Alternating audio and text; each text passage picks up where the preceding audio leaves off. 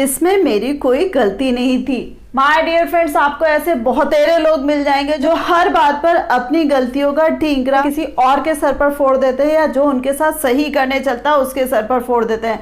सो आपके आसपास अगर कभी भी कोई इस तरीके का व्यक्ति है तो उससे दूरी जरूर बना लीजिएगा, क्योंकि वो कभी भी अपनी गलती नहीं मानेगा, कभी भी किसी भी चीज में उसकी गलती नहीं होगी और उसकी गलतियों का खामियाजा आपको भुगतना पड़े। इस तरीके के व्यक्तियों की जो साइकोलॉजी होती है वो बिल्कुल ही डिफरेंट होती है, यानी कि वो डेयरिंग नहीं होते हैं, वो अंदर ही अंदर कहीं ना कहीं बहुत ही कॉवर्ड होते हैं। आप उनके साथ कुछ भी अच्छा करने चलें, लेकिन अगर गलती से कुछ भी गलत हो जाएगा तो वो उसके लिए आपको ब्लेम करेंगे। मेरी एक बहुत ही खास रिलेटिव है जो यूजुअली अपनी लाइफ को एंजॉय नहीं कर पाती, यानी कि वो अपने बेटे से बहुत डरती हैं। मुझे लगा नहीं भाई, उनको भी लाइफ एंजॉय करनी चाहिए। एक दिन मैंने अपने काम से छुट्टी निकालकर उनके शहर जाकर उनकी अच्छी सी ड्रेस लेकर गई। मैंने उनको बहुत अच्छे से ड्रेसअप करा और जिन जिन जगहों पर वो जाना पसंद करती थी उन सारी जगहों पर उनको घुमाया। यानी कि मेरी जो मंशा थी वो ये थी कि वो पूरे तरीके से एंजॉय कर ले और खुश हो जाए। उन्होंने पूरा दिन एंजॉय किया और बहुत ही खुश रही। लेकिन शाम को बारी आ रही थी एक पार्टी की जिसमें उनके बेटे को भी आना था, और उनके बेटे ने सारे गेस्ट के बीच में उनको डांटना शुरू कर दिया, तुम यहाँ पर किससे पूछ कर आई और तुम्हें यहाँ पर कौन लेकर आया। फ्रेंड्स, उनको आधा सेकंड नहीं लगा मुझे ब्लेम करने में कि मैं तो मना करी थी, मेरे घुटनों में तो पहले से ही दर्द था,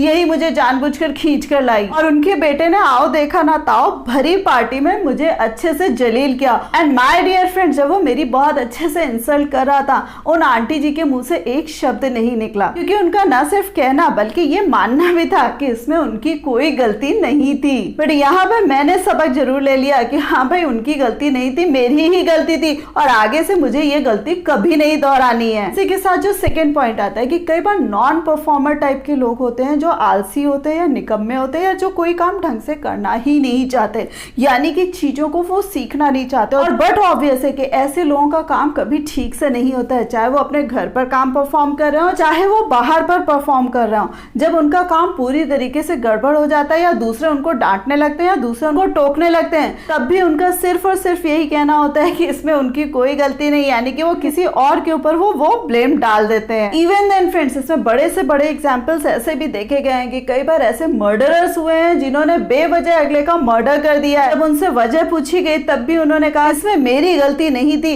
हालात ही कुछ ऐसे थे। फ्रेंड्स, उनका तो मर्डर करना भी आसानी से हो गया, लेकिन अगला तो चला गया ना। और सबसे अच्छी बात कि उनकी कोई गलती भी नहीं थी। और उसी के साथ साथ फ्रेंड्स, कुछ लोग हमेशा आपको आसपास मिलेंगे जो हमेशा यही कहते रहते हैं कि हमेशा मेरे साथ ही गलत होता है, यानी कि मैं किसी के साथ कुछ गलत नहीं करता, किसी चीज में मेरी कोई गलती नहीं होती, लेकिन हमेशा मुझे ही गलत ठहराया जाता है और सब लोग मेरे साथ ही इनजस्टिस करते हैं। इस तरीके के जो तकिया कलाम वाले लोग होते हैं, यानी कि रोने धोने वाले लोग होते हैं, उनको भी आप चाहे जितना प्रमोट कर लीजिए, चाहे उनको कितना भी ग्रो करने की कोशिश करिए, चाहे उनको कितना भी खुश करने की कोशिश कर लीजिए, वो भी कभी नहीं बदलते। Last but not the least, इस तरीके की प्रवृत्ति के जो लोग होते हैं वो हमेशा सिंपैथी गेनर होते हैं। इसको मैं आपको एक एग्जांपल से बताना चाहूंगी। मेरे पीसीएस का एग्जाम था और मैं बिल्कुल ही ऑन टाइम थी। मेरे फादर ने मुझे एग्जामिनेशन सेंटर पर ड्रॉप किया और वो चले गए। जैसे ही मैं गेट पर एंटर कर रही थी, मैंने एक हैंडीकैप्ड लड़की देखी जिसके पैर पूरे तरीके से क्रिपल्ड थे। उसने मुझे आवाज दी और बोला कि तुम मुझे मेरे रूम तक पहुंचा दोगी।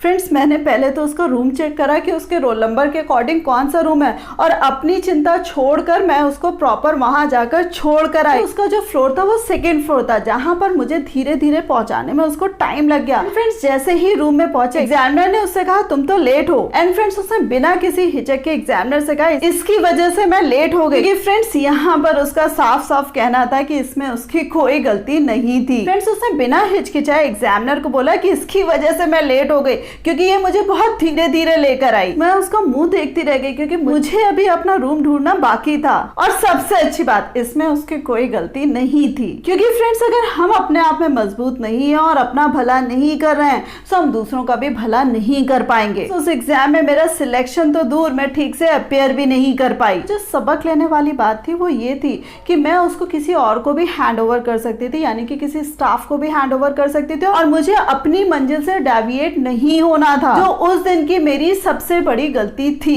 होप आप इस एग्जाम्पल की जिस्ट समझे होंगे। पहले खुद का भला तो कर लो, सोशल वर्क पहले खुद से शुरू होता है। होप आपको ये वीडियो पसंद आया होगा, बट कौन सा पॉइंट सबसे ज्यादा अच्छा लगा मुझे कमेंट करके जरूर बताइएगा। और हाँ, वीडियो को लाइक करना मत भूलिएगा, अपने फ्रेंड्स के साथ शेयर करना मत भूलिएगा, और इस प्यारी सी फैमिली का पार्ट बनने के लिए चैनल को सब्सक्राइब कर दीजिएगा। So thanks a lot for giving me this much time.